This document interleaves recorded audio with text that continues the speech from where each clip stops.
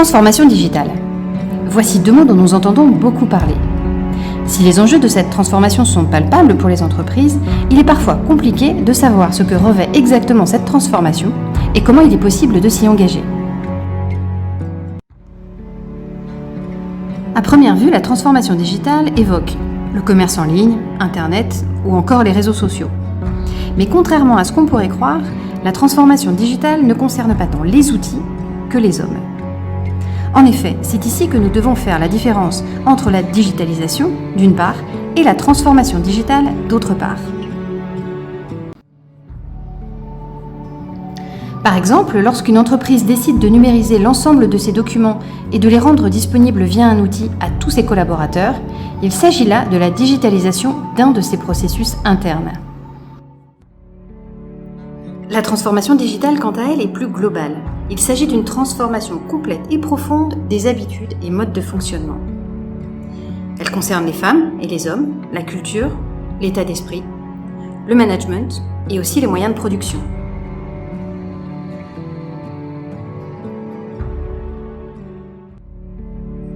Cette transformation est aussi transversale, c'est-à-dire qu'elle concerne tous les services de mon entreprise, de l'informatique au service client, en passant par les ressources humaines, la gestion de projet ou encore le marketing.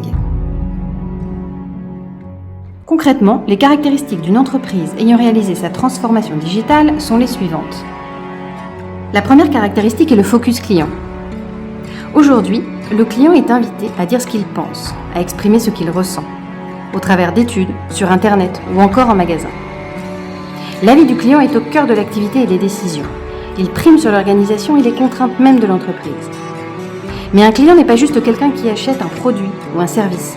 Il fait aussi partie d'une communauté de gens qui portent un intérêt aux causes que soutient l'entreprise. Ainsi, si mon client achète mon produit pour son utilité ou sa qualité, il doit sentir que son acte d'achat a un sens au-delà même de ses caractéristiques.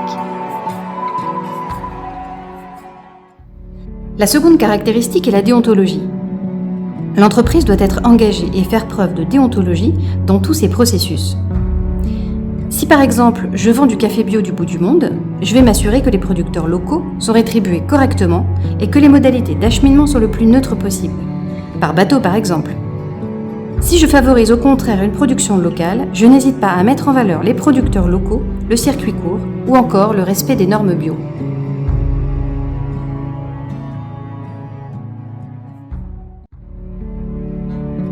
Si mon activité génère beaucoup de CO2, je m'organise pour compenser mon empreinte carbone avec des actions vertes, comme la reforestation de certaines zones par exemple. Le recyclage des papiers, le tri et l'utilisation raisonnée des imprimantes sont aussi des déclinaisons concrètes de ces engagements. La troisième caractéristique, c'est l'évolution du style de management. En effet, cette déontologie doit aussi se traduire dans les rapports entre les collaborateurs de l'entreprise. Le management pyramidal disparaît donc au profit d'un management participatif et collaboratif. Les bureaux physiques laissent petit à petit la place au télétravail et de nouveaux outils collaboratifs sont de plus en plus utilisés. On favorise donc l'autonomie, la confiance et l'esprit d'équipe pour atteindre les résultats. La quatrième caractéristique, c'est la continuité de l'expérience client.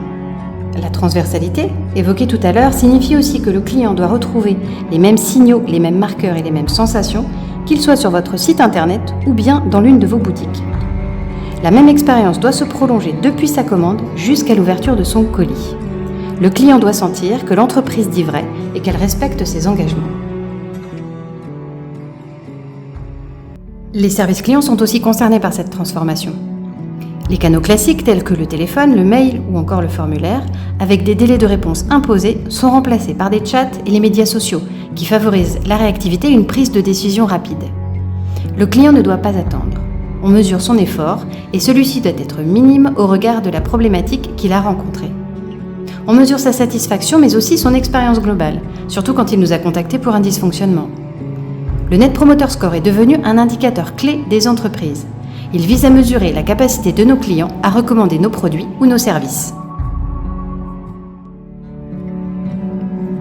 La sixième caractéristique de cette transformation digitale, c'est la capacité des entreprises à analyser de très grandes quantités de données. Réseaux, blogs, avis Google, comptes Instagram Aujourd'hui, tout le monde est appelé à donner son avis. Chaque étoile, chaque note et les mots utilisés viennent enrichir des bases de données exploitées par les entreprises qui se sont transformées. Elles sont donc en capacité d'analyser les avis qui les concernent et ainsi maîtriser leur e-réputation.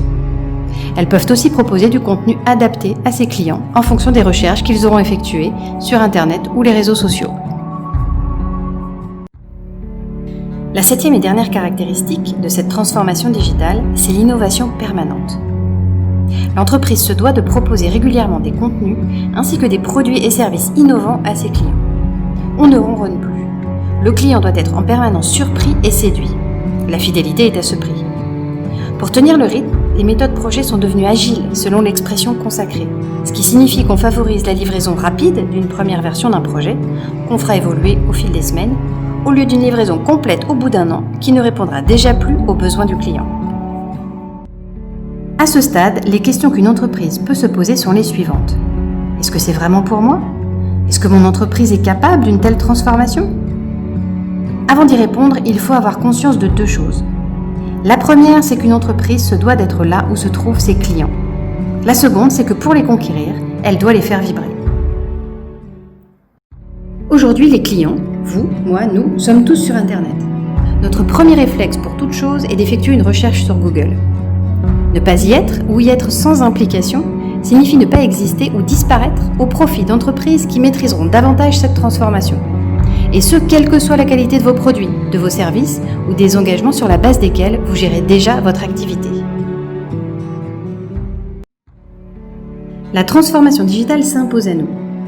Mais elle est aussi un véritable levier de croissance pour les entreprises. En effet, l'entreprise gagne en visibilité et peut communiquer rapidement et facilement au travers des réseaux sociaux par exemple. Mais la digitalisation fait aussi émerger plus d'une centaine de nouveaux métiers. Elle implique de la formation, le développement des compétences et offre de véritables perspectives de développement. Quoi qu'il en soit, rassurez-vous, tout changement aussi important qu'il soit ne se fera jamais qu'un pas après l'autre. Alors, quand démarrez-vous ?